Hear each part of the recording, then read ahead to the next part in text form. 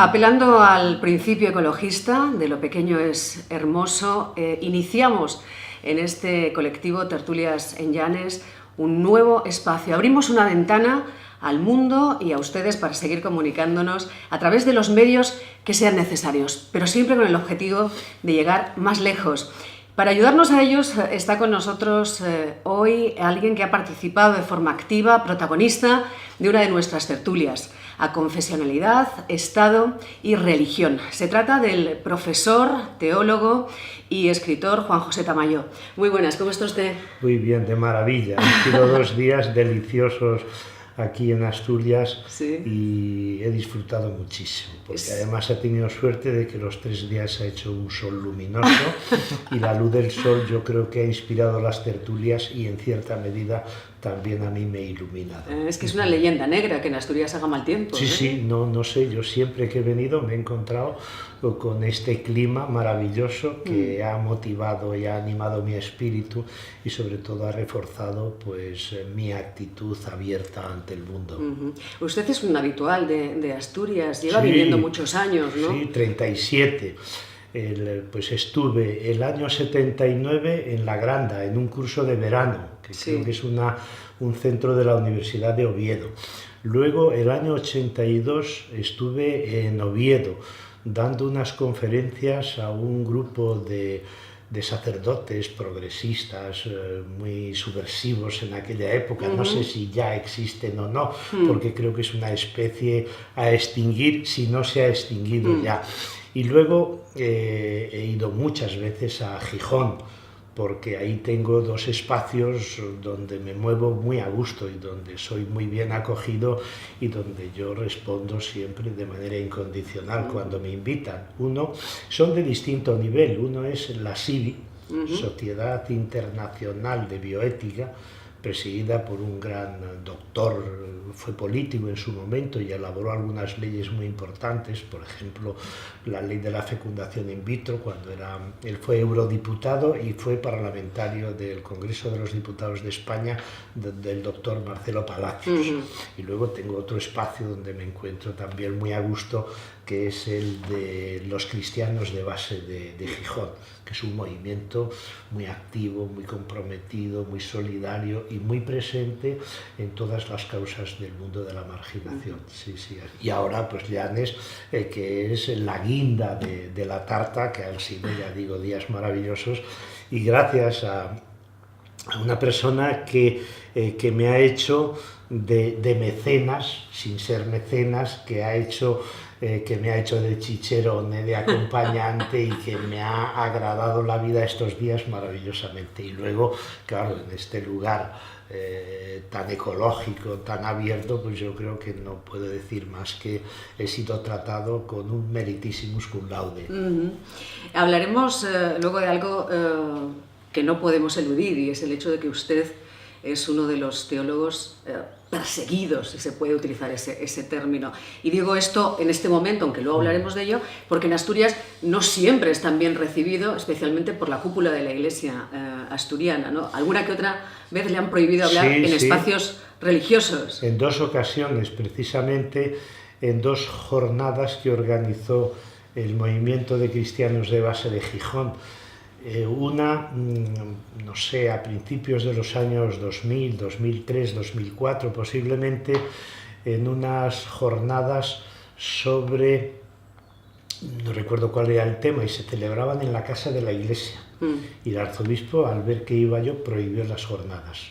Pero tuvimos la suerte de que nos ofrecieron un lugar maravilloso que se llama la Casa del Mar, y bueno, sonó el discurso teológico mío en una casa laica que no se puede usted imaginar con qué sintonía y con qué convergencia, ¿no?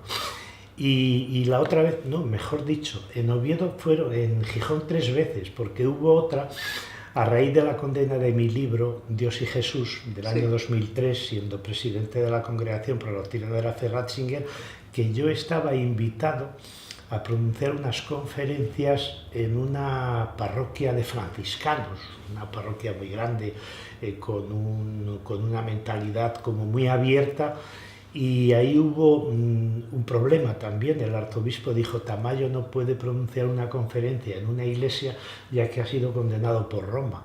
Entonces el párroco, el responsable de esa comunidad, le dijo al señor arzobispo, démelo usted por escrito y le aseguro que cumplo estrictamente las órdenes que me dé por escrito. Y el arzobispo no se atrevió, claro, porque eso sabía que iba a ser pues una publicidad gratuita y además en contra suya, ¿no? Y la tercera también, la tercera fue otras jornadas de iglesia de base que prohibió el arzobispo celebrarlas en la casa de la iglesia, y los celebramos en un espacio que me gustó muchísimo, que es el que tiene una organización que se llama Proyecto Hombre. La verdad es que... Pero curiosamente no me fui con un solo rasguño, ni en el cuerpo ni en el alma. Es decir, que ahí sí que volví a casa con una alegría, con una satisfacción, contándoselo a mis hijos en el entorno doméstico, y dice: pero si vienes más contento que si no te lo hubieran prohibido. Digo: claro, porque cuando te cierran una puerta y te dan un portazo en la nariz, pues hay otras personas que impiden que esa puerta se cierre del todo para que no te lesione la nariz, y te abren otras puertas de par en par. Así que bueno, pues esta es una relación dialéctica. Como me dijo un amigo en Cataluña, después de una prohibición de una conferencia por el cardenal de Barcelona, me dijo: Tamayo, el arzobispo no te quiere, los catalanes sí. Pues eso es lo que me pasa aquí en Asturias, sí señor. Sin duda. Vamos a seguir contando verdades, Juan José, porque después de escucharle hablar, como le hemos escuchado en distintos foros en los últimos días, uno llega rápidamente a la conclusión de que nos han contado medias verdades, ¿no? Como afirmaciones a las que estamos acostumbradas, que dicen que España es un Estado aconfesional. Me ha gustado mucho la definición que usted hace, ¿no? Dice: si es un Estado aconfesional, es imperfecto. ¿Por qué? ¿Qué es España? Pues mire, se lo voy a decir con una frase que me viene ahora y que puede provocar escándalo, y que si se lo hubiera dicho a la periodista de La Nueva España, mañana hubiera titulado en portada así. Yo creo que si se puede decir que España es un Estado aconfesional, habría que completar, decir: España es un Estado, es posible que sea un Estado aconfesional, pero con querida. Es decir, que sí, hay una estructura en la que quizás no se reconozca una sola religión, pero se le da un trato tan de favor, nos cuesta tan caro a los españoles y españolas mantener a la religión católica, que realmente pues es lo que le he dicho, querida o querido, para no ser en esto ni machista ni nada por el estilo, ¿no? Es decir, yo creo que es una contradicción reconocer que el Estado español es un Estado aconfesional y luego leer la propia Constitución. El artículo 16.3 dice: ninguna religión tendrá carácter estatal. Efectivamente, esa es una confesión abierta y explícita de aconfesionalidad. Es un reconocimiento de que España es un Estado laico, pero a renglón seguido, punto y seguido, dice: los poderes públicos tendrán en cuenta las creencias de la sociedad española y mantendrán relaciones de cooperación con la Iglesia Católica y con las demás confesiones religiosas. Es decir, que ese artículo o ese apartado es una contradicción en sus propios términos, ¿no?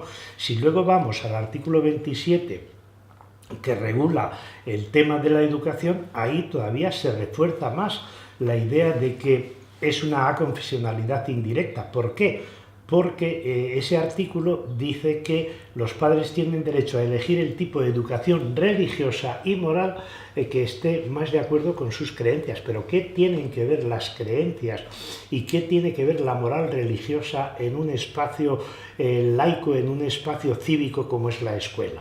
¿Por qué tiene que entrar en la escuela la orientación moral de una determinada religión cuando la escuela tiene que educar en una serie de valores éticos, en una serie de valores cívicos, en una serie de valores basados en la dignidad del ser humano y no en una determinada religión? Por eso yo creo que decir que España es un Estado aconfesional Pues es posible que sea lo que usted dice incluso, ¿no? Decir medias verdades, pero me atrevería a decir que hay que ir más allá y decir que es una afirmación falsa, que no tiene una verificación ni en las leyes, pero peor todavía tampoco en la práctica. También se podría decir, y no estaríamos cometiendo ningún error, que la religión católica es de facto la religión oficial del Estado. Sin duda ninguna. En este momento lo es. ¿Por qué? Pues porque la religión católica ocupa el espacio público de una manera omnímoda. Por ejemplo, a la hora de prometer o jurar los cargos de un gobierno, de un ejecutivo, que es uno de los actos políticos más importantes, ¿no? Y más trascendentales, porque es el resultado de la voluntad popular que ha decidido que esos señores, esos dirigentes políticos sean los que gobiernen. Claro, yo creo que la constitución de un gobierno y la promesa o juramento de un gobierno es lo más importante después de las elecciones y como resultado de las elecciones en una sociedad democrática, ¿no? Y claro, que ese acto esté presidido por la Constitución, la Biblia y el crucifijo, pues me parece que es una dependencia o por lo menos un colocar al mismo nivel el libro sagrado, que solamente es sagrado y que compromete a aquellos creyentes que han decidido creer en ese libro, al mismo nivel que la Constitución, que es la obra legislativa que marca la vida política y la vida social de los ciudadanos de un país. Es decir, y como eso otros muchos ejemplos. La presencia de la Iglesia Católica en la sociedad española en todos los niveles es omnímoda y absoluta. Incluso ahora, cuando estamos asistiendo a la creación de nuevos gobiernos progresistas, gobiernos que ideológicamente rechazan algunos planteamientos, ¿no?, relacionados con la religión católica, sin embargo estamos viendo que se está actuando de la misma manera que se lleva actuando a lo largo de la historia de España, tanto por parte de presidentes, por parte de ministros, por parte de alcaldes, por parte de concejales. ¿Esto tiene arreglo? Sí, claro, es que tiene que tener arreglo, porque si no volvemos a la etapa de la Edad Media, en la que la alianza entre el trono y el altar era el criterio de relación entre las religiones y los poderes públicos del Estado, ¿no? Lo que pasa es que, claro, vivíamos en la Edad Media en una etapa de dictaduras militares, de imperios cristianos, que ahora ciertamente pues no es el caso, ¿no? Por eso para mí es fundamental que si se constituye un nuevo gobierno progresista, conforme a los programas que ellos han elaborado, tiene que establecerse una serie de principios fundamentales y irrenunciables que lleven a la práctica, ¿no? El primer principio es la libertad de conciencia. Libertad de conciencia es la base del laicismo, ¿no?, que es el derecho que todo ciudadano o ciudadana tiene a creer o no creer. Y de la libertad de conciencia se deduce que las creencias o las increencias no pueden imponerse a la sociedad a través de ningún medio, ni de la presión ambiental, ni de la influencia de la tradición, ni del peso de las leyes del Estado. Claro, eso que supone, y luego la separación radical entre religión y política, ¿no? Es decir, no se puede seguir permitiendo que en este país la jerarquía católica siga siendo, como ha sido hasta ahora, cogobernante, colegisladora y cojudicial. No se puede permitir, porque además eso ha sucedido con todos los gobiernos y con todos los partidos gobernantes, cualquiera haya sido su color. Con Centro Democrático, ¿qué pasó? Pues la unión de Centro Democrático fue la que llevó al debate parlamentario la inclusión de la Iglesia Católica en el artículo 16. Es decir, no había obispos en esas Cortes Constituyentes, no era necesario, porque tenían el apoyo de Unión de Centro Democrático y de Alianza Popular, y luego los otros partidos de izquierda que se supone que eran partidos laicos, pues hicieron la concesión por mor del diálogo, por mor de evitar el conflicto, por mor del consenso. Luego, el gobierno de Felipe González durante 14 años no hizo ni una sola modificación, no hizo ni un solo cambio, ni de la Constitución, que no parecía oportuno, porque no se va a reformar la Constitución 5 o 6 años después de haber sido aprobada, pero podía haber denunciado perfectamente los acuerdos con la Santa Sede, ¿no?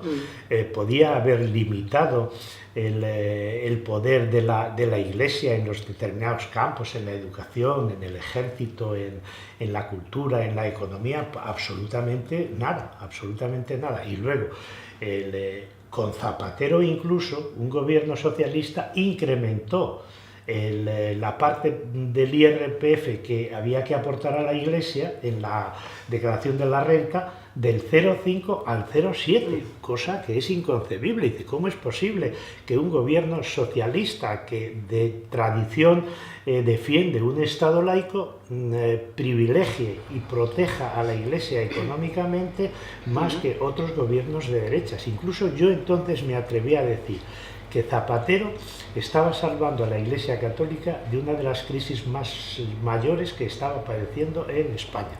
¿Por qué? Porque la manera de ayudar a salir de la crisis es apoyándola más económicamente. A más apoyo económico, más refuerzo de la institución, más influencia de la institución en el poder político, etcétera, etcétera. Y no sé si recuerdan ustedes aquellas escenas que realmente eran escenas medievales, con María Teresa Fernández de la Vega, que fue vicepresidenta del gobierno español y que era la que se encargaba de las relaciones con el Vaticano.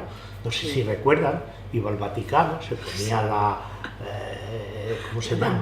La mantilla, se vestía de negro, y luego cuando vino Bertone, no sé si recuerdan, viene Bertone en una visita privada para encontrarse con la conferencia episcopal y bueno, es recibido con todos los honores en la Moncloa, pero además es que era boato y manifestación explícita de reconocimiento y de sumisión, ¿no? Con lo cual, díganme ustedes en qué se ha diferenciado en la etapa democrática un gobierno de derechas, de izquierda o de centro, en haber mutado las relaciones Iglesia-Estado para retirar los privilegios que se le han concedido ilegal e injustamente, a mi modo de ver. Es probable, por tanto, que lo que le falta a los gobiernos, a los anteriores o a los próximos, sea valor, que no hagan la cuenta, la aritmética de cuánto me va a costar en votos el cambiar las cosas. Le pongo un ejemplo, quizás el primer paso sería acabar con el concordato que está ya en edad de jubilación, ¿no? En 65 años, ¿no? Pero, ¿cree usted que alguien va a tener valor para hacer esto?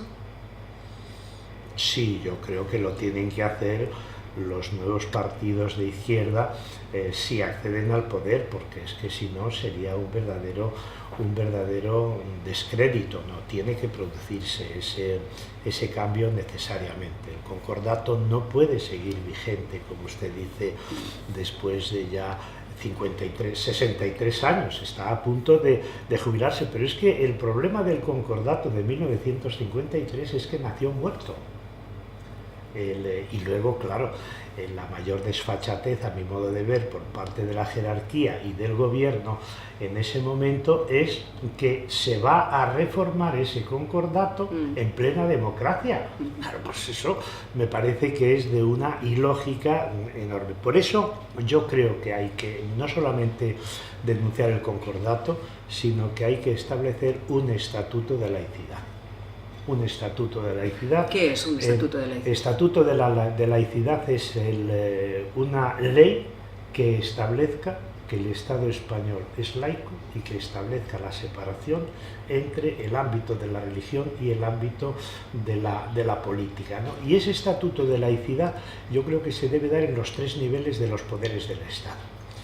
A nivel nacional, los poderes del Ejecutivo, el Legislativo y el Judicial, a nivel regional, o como ustedes quieran decirlo, pues a nivel de comunidades autónomas, y a nivel municipal, que es donde yo creo que se produce la mayor confusión.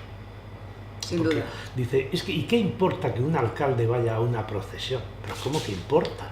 Está legitimando una confesión religiosa y está reconociendo que esa religión, esa confesión religiosa tiene el apoyo y la legitimación del dirigente político. No, pero si es un simple alcalde. Bueno, ya, pero es que un alcalde es el que ha sido elegido por la voluntad popular y entonces se está llevando a toda la ciudadanía de ese pueblo o de esa ciudad por una senda religiosa que no tiene por qué llevar. O sea, que un representante de la ciudadanía, en el nivel que fuere, no puede legitimar con su presencia un acto religioso, porque eso supone que es un acto de confesionalidad y de reconocimiento de esa confesión como la religión de ese pueblo, de esa ciudadanía. Por eso yo creo que es absolutamente necesario. Y otro campo que yo creo que requiere un cambio desde el primer momento del gobierno de estos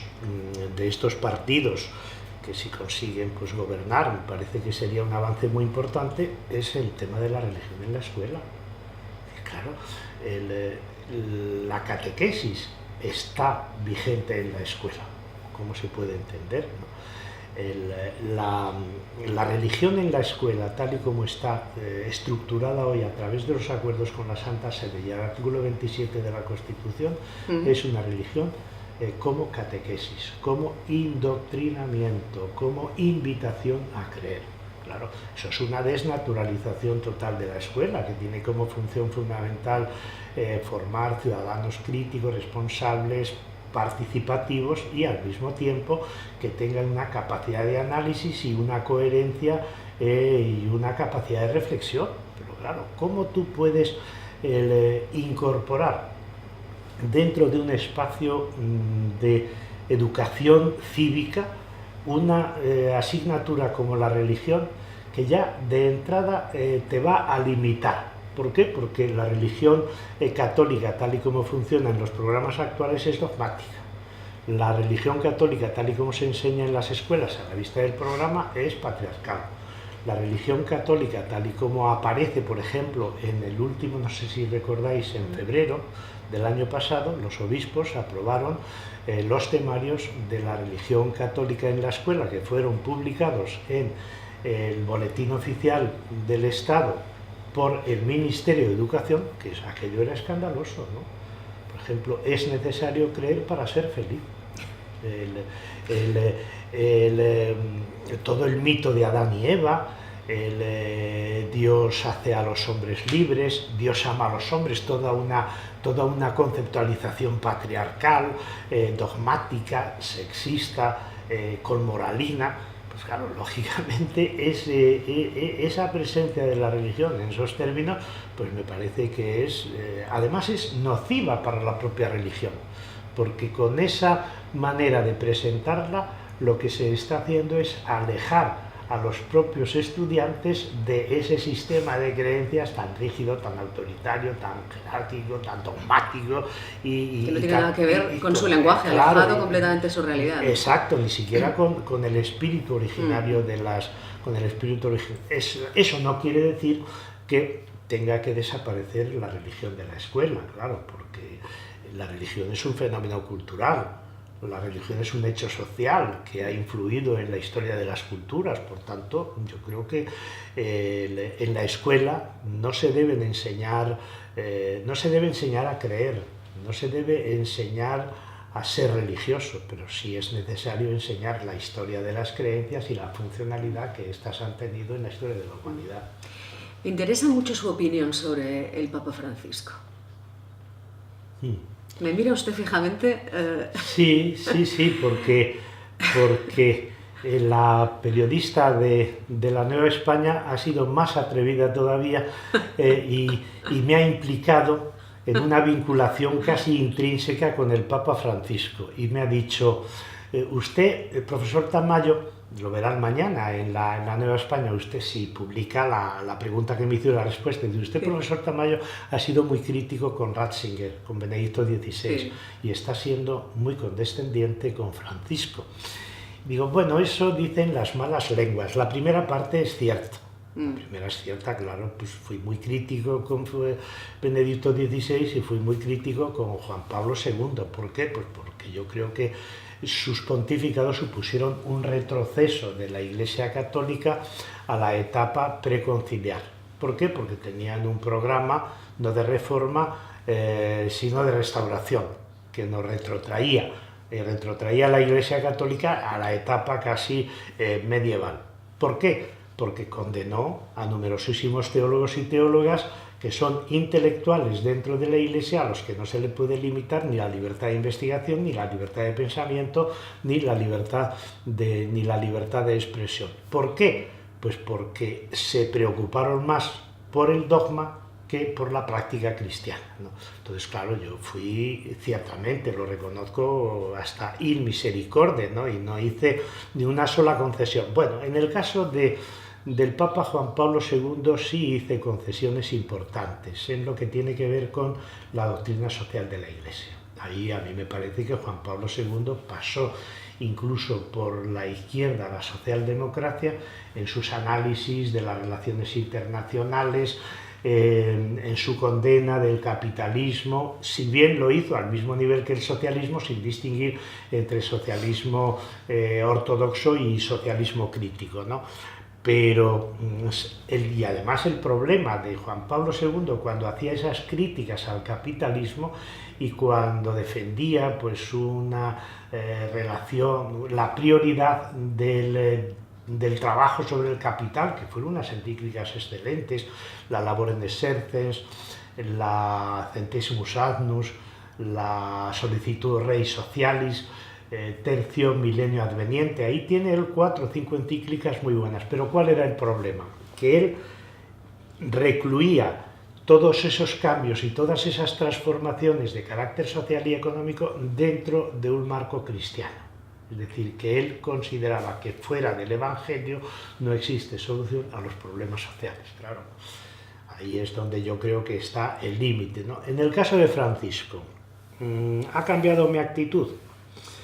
Bueno, el problema mío con Francisco es que depende de quién lea mis textos, porque hay algunos colegas pues que me critican porque soy un crítico impenitente y no reconozco los avances que ha supuesto Francisco. Creo que conocen algunos textos que algún colega, bueno, algún periodista cristiano, publicó y me criticó precisamente por eso. Tamayo sigue siendo un crítico que no reconoce los avances, ¿no? Cosa que no era verdad, ¿no? Pero luego hay el otro grupo, ¿no? Que dice, se ha rendido a el Papa Francisco, como hoy me decía cariñosamente, Sí. La chica tampoco es que me pusiera a los pies de los caballos, ni mucho menos, ¿no? Y además es muy prudente, pues una periodista joven, y lo decía con mucho cuidado y con mucha humildad y con mucha reserva, ¿no? ¿Cuál es mi postura ante el Papa Francisco? Pues como en todo, con todo en la vida, mi actitud es dialéctica. Por una parte, reconozco que el gran cambio que ha llevado a cabo Francisco es el cambio de prioridades. Es decir, las 3 prioridades para los papas anteriores eran la defensa del dogma, la ortodoxia; segundo, la moral, con una moral, la ética, con una moral represiva de todo lo que tuviera que ver con la sexualidad, y con su consiguiente condena, en el caso de la doctrina, a los heterodoxos, y en el caso de la moral, a los permisivos; y tercero, la disciplina de la Iglesia, es decir, el Código de Derecho Canónico como criterio de funcionamiento de esta institución que tiene 1.100 millones de católicos. Yo creo que Francisco es un papa doctrinalmente conservador, que no se va a desviar un ápice de la doctrina tradicional, pero sus prioridades son diferentes. Es decir, que para él la doctrina sigue siendo la vigente que se ha elaborado a lo largo de todos los siglos, pero para él eso no es una prioridad. Él tampoco es un hombre rupturista desde el punto de vista moral, ¿no? Incluso yo creo que sigue defendiendo los planteamientos de una moral tradicional, ¿no? pero tampoco se empeña en colocarlo como prioridad.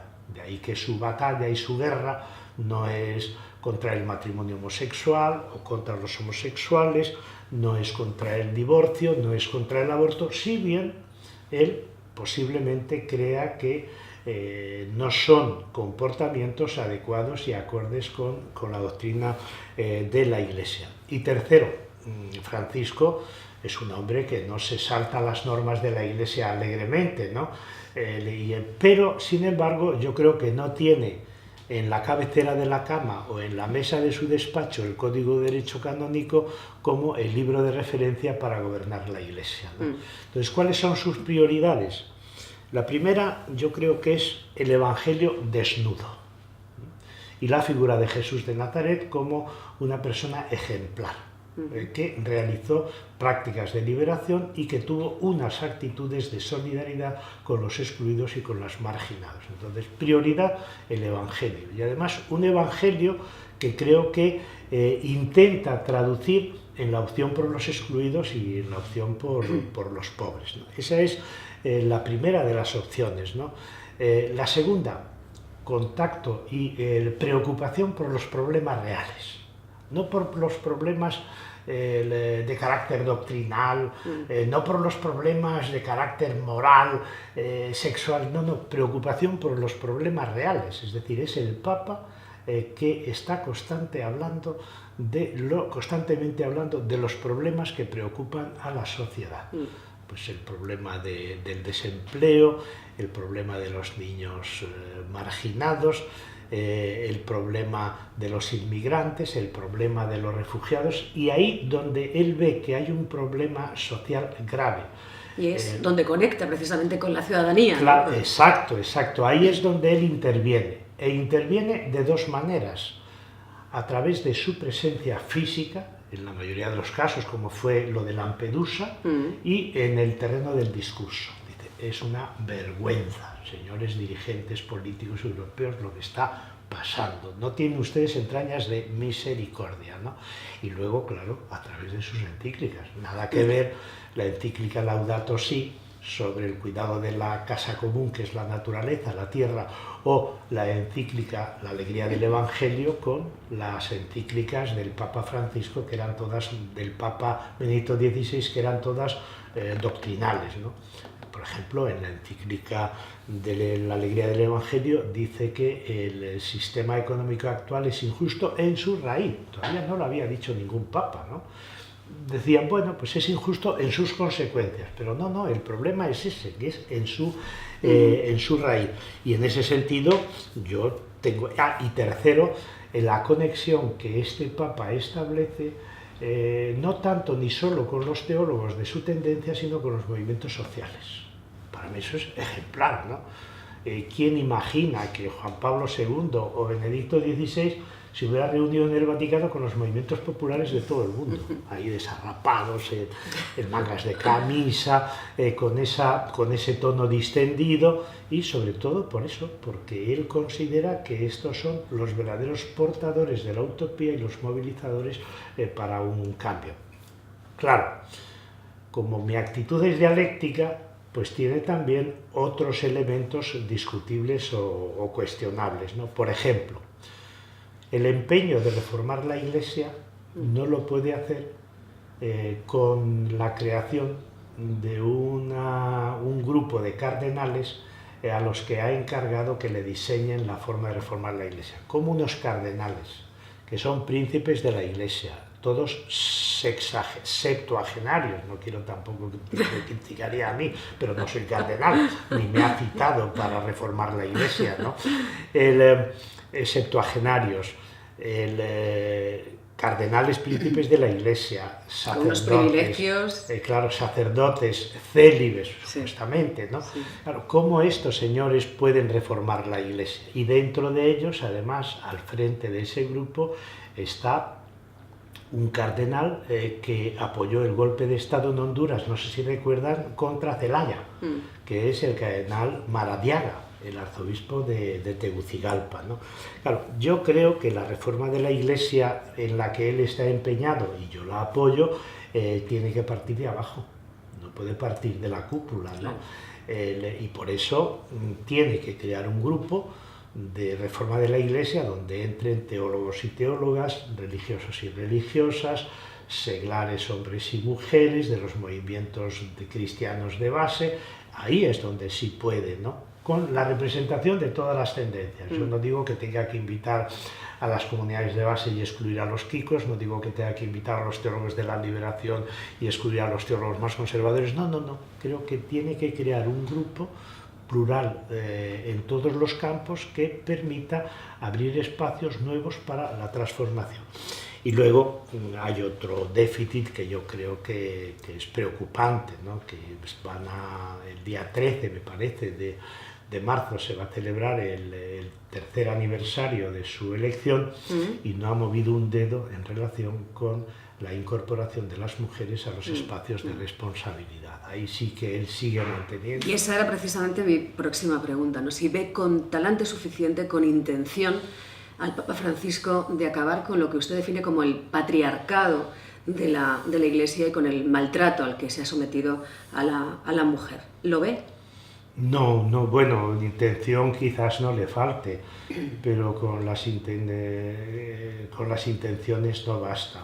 Es decir, la intención tiene que traducirse en unas prácticas determinadas. Entonces yo creo que no, porque ¿cómo se va a incorporar a la mujer en los puestos de responsabilidad en la Iglesia Católica si todos los cardenales son varones, todos los obispos y arzobispos son varones, si el propio Papa es varón? Pero además es que son varones no por elección del Papa, sino por propia constitución de la Iglesia, tal y como la entiende la jerarquía desde hace ya 15 o 16 siglos, ¿no? Es decir, es el Código de Derecho Canónico el que impide que se democratice la Iglesia, que se incorporen las mujeres a los puestos de responsabilidad. ¿Por qué? Porque está establecido en el Código de Derecho Canónico que la estructura de la Iglesia es jerárquica, piramidal, patriarcal y clerical, pero no porque lo diga yo como crítica, sino porque aparece en el propio Código de Derecho Canónico. Es decir, con el actual Código de Derecho Canónico es formalmente imposible reconocer los derechos humanos en la Iglesia, incorporar a la mujer al ámbito de lo sagrado, democratizar la Iglesia. Es imposible, pero ya digo, formalmente, ¿no? ¿Por qué? Porque el Código de Derecho Canónico es uno de los textos en este momento más violentos, no digo con una violencia física, pero sí hay una violencia simbólica, hay una violencia sexista, hay una violencia jerárquica, hay una violencia en la medida en que un determinado código excluye a la mayoría de los creyentes de esa religión y solamente reconoce privilegios y solamente da voz y voto a una minoría representada pues, por 2.500 obispos, por 115 cardenales, por no sé cuántos miles de sacerdotes, pero el resto del pueblo de Dios, del pueblo cristiano, carece de voz y voto, pues me parece que ahí va a resultar difícil, por no decir imposible. Es decir, y claro, el problema que tiene el Código de Derecho Canónico es que tiene muy poco tiempo, muy pocos años, no sé, pero posiblemente ese código sea del año 1983, por tanto tiene 33 años, no lo van a reformar y además no hay voluntad. Por eso sinceramente me preocupa, ¿no?, que pueda tener intención, pero que los caminos que siguen no llevan precisamente a la incorporación de las mujeres a los diferentes ámbitos, en la toma de decisiones, en la presencia en el ámbito de lo sagrado, en la participación en la elaboración de la doctrina y, más importante todavía, la mayor exclusión que tienen las mujeres en la Iglesia es en lo que tiene que ver con la moral. Casi buena parte de las normas morales de la Iglesia Católica tienen que ver con la sexualidad de las mujeres. Y esas normas las han establecido los varones desde una estructura de jerarquía patriarcal que se reconocen a sí mismo una serie de privilegios. Entonces es la moral del embudo, ¿no? Ancha para ellos, estrecha para las mujeres. Y curiosamente o contradictoriamente, ¿cómo es posible que las cuestiones morales relativas específicamente a las mujeres sean aquellas de las que las mujeres son excluidas a la hora de elaborar los criterios morales. Claro, pues entonces, lógicamente, una estructura patriarcal, una moral patriarcal, lo que va a hacer es precisamente reprimir la libertad de las mujeres en sus distintos campos. Podríamos hablar durante horas, porque es apasionante escucharle, ¿no? Sin embargo, tiene que subirse a un avión, sí, y no quiero retenerle demasiado. Pero dice usted algo muy bonito. Muy bonito es escucharle decir que el futuro de la Iglesia está en los cristianos de base, ¿no? Con esa reflexión me gustaría terminar. ¿Qué quiere decir? ¿Qué pasos tienen que dar los cristianos de base si quieren constituirse como el futuro de la Iglesia? Ya lo son. Y ya los están dando, ¿no?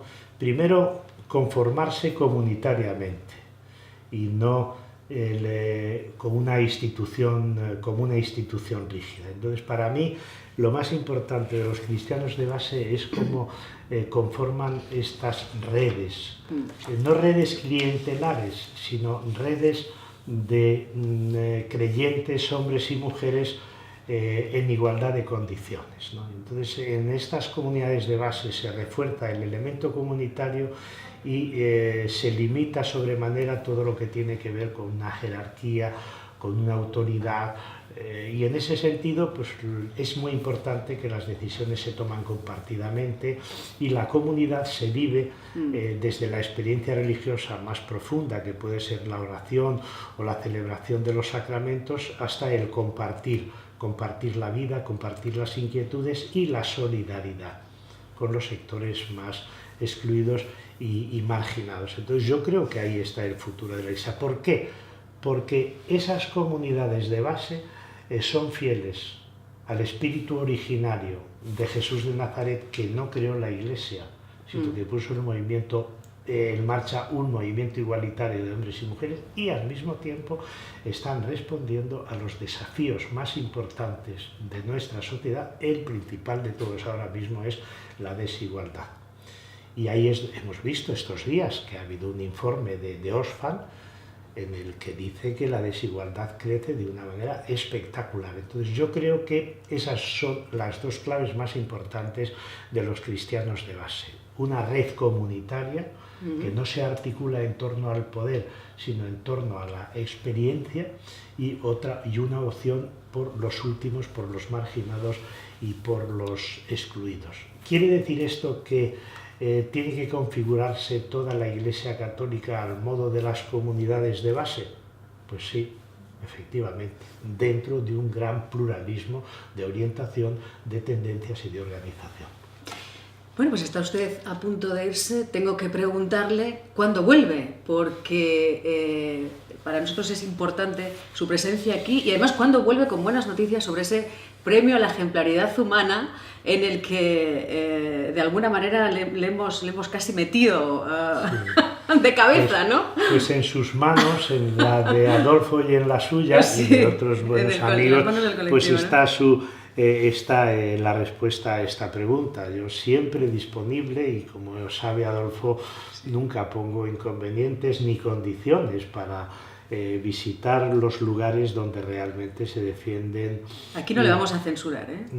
No, ya lo sé, he tenido 4 o 5 intervenciones y en todas ellas me he desmelenado según he ido adquiriendo confianza, ¿no? Pero en fin, creo que con mucho respeto y sin ofender a nadie, claro, bueno, ofender, pues determinada.